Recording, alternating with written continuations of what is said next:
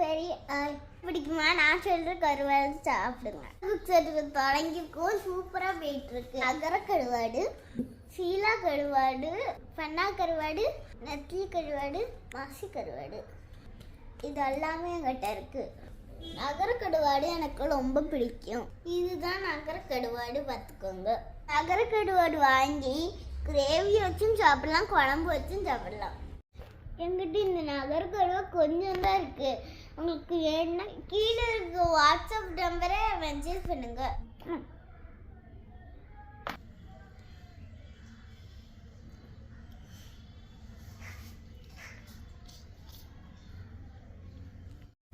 இந்த கருவாடு எப்போமா தான் வரும், நீங்கள் வாங்கி சாப்பிட்டுக்கோங்க. சூப்பராக இருக்கும்.